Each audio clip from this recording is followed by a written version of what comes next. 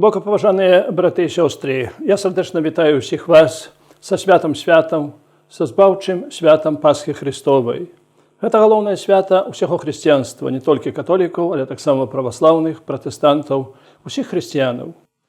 Часами в нашій країні кажуть, що у католиків головне свято – це Боже народження, а у православних Пасха – це не так. І у католиків, і у православних, і у всіх християнів головне свято – это свято у воскресения Иисуса Христа. Слово «Пасха» походит от гебрейского слова «песах», что означает «войсте», что означает «переход». Гебреи святкували и далее святкуют Песах на успомин войстя з єгипетської неволі, з єгипетського рабства. Моїсей, як прообраз Христа, вивів вибраний народ з єгипетського рабства. Ісус Христос доконав значно більшого.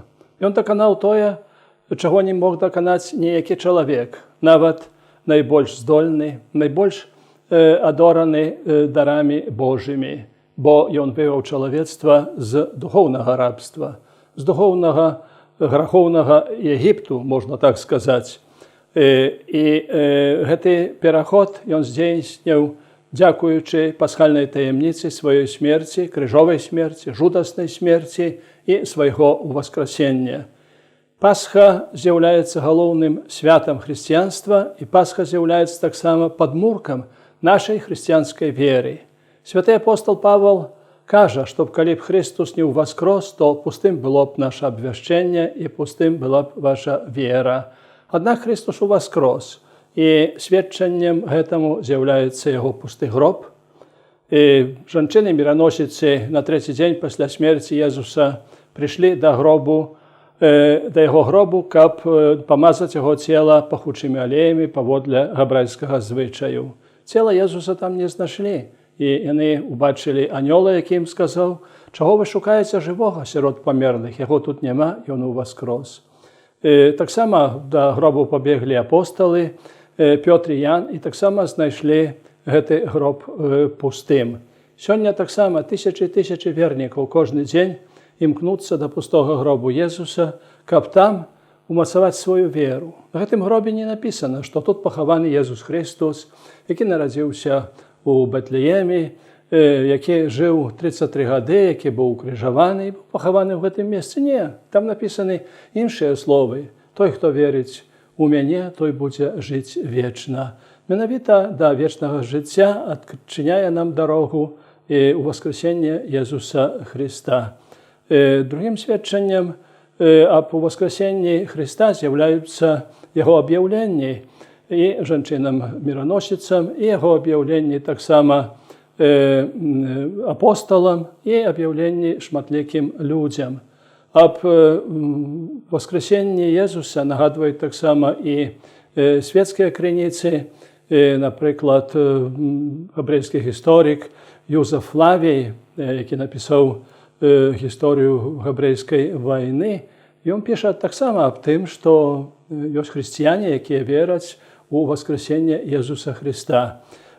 Найлепшим свідченням воскресення Ісуса з'являється менавіта той факт, що християнство, не глядячи на шматликі пересліди, уже живе, триває, розвивається, не глядячи на шматликі тяжкості 2000 років. Уже більше за 2000 років існує християнська віра. Існує, бо вона збудована на моцним фундаменті. Цим фундаментом, цим подмурком з'являється менавіта правда у воскресенні Ісуса. Кажуть, що коли Наполеон завоював всю Європу, його сябри, ближайші, які так хотіли, може, трошки ще нечто більше від його там отримати, некую більшу ласку, може, ліпшу посаду і так далі, запропонували йому, щоб він створив свою нову релігію. Наполеон подумав і сказав, що, щоб створити нову релігію, для мене треба було б найперше узійти на криж, померти на крижі, этой жудасной крижовой смертью, быть похованным и на третий день воскреснуть. Я ведаю, что я не воскресну на третий день, а взойти на криж и померти крижовой смертью мне совсем не хочется. Так сказал Наполеон. Вот. И он добро ведал, что он не может створить этой новой религии. мы маем гэтую рэлігію хрысціянскую, якая выводзіцца з вучэння Езуса Хрыста і падмуркам якой з'яўляецца менавіта праўда ў воскресення Езуса. Гэта вялікі дар, які чалавецтва атрымала. Аднак у той сам час гэта таксама і абавязак кожнага хрысціяніна жыць гэтай праўдай, быць людзьмі ў воскресення. Што гэта азначае? Гэта азначае кожны дзень адракацца зла і імкнуцца да добра, кожны дзень змяняць сваё жыццё, кожны дзень уваскрасаць з гэтай магілы грахоўнай да жыцця ў Божай ласцы. Напэўна, нам самым гэта цяжка ўчыніць, але з Божай ласкаю, з Божай дапамогаю, калі маем добрую волю, мы заўсёды можам гэта ўчыніць. І вельмі добрым прыкладам з'яўляецца Евангелле аб марнатраўным сыне. Я яе часта называю Евангеллем аб міласэрным айцы, бо сын заставіў айца, сын прагуляўся тое, што атрымаў, аднак знайшоў у сабе сілы сказаць: устану і пайду. І айцец яго прыняў. Таксама і нас прыме небесны айцец, які безмежны ў сваёй міласэрнасці, каб падняць нас з гэтага грахоўнага балота, вывесці з гэтай магілы нашага граху. На святы Пасхі в нашай касцёлы і капліцы в месцы малітвы прыходзіць шмат людзей. Іх вельмі многа прыходзіць асвяціць яйкі ў Вялікую суботу. Каб так мы маглі палічыць, колькі іх прыходзіць, то, напэўна, за адзін раз ніколі гэтыя людзі не змясцілі быся в нашых касцёлах, у нашых капліцах, нават за увесь дзень не змясцілі быся, яны бы стаялі на набажэнствах па-за касцёлам. Але ці кожную нядзелю так ёсць, ці кожнае свята так ёсць. Это добрая традыцыя свяціць яйкі, бо яйка – гэта сімвал новага жыцця. Езус праз праўду воскресення, праз гэту праўду нашай веры дае нам новае жыццё ў Божай ласцы.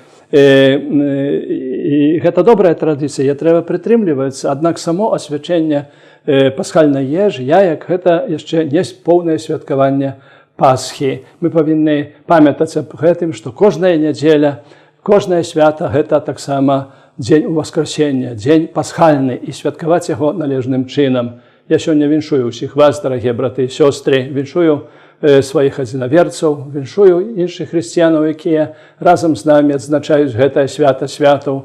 Віншую таксама нашых братоў і сясцёр праваслаўных, якія праз тыдзень будуць святкаваць гэтае свята. Радасных, поўных супакою і ласкі у воскрослага Пана, святаў, у воскресення Езуса Христа.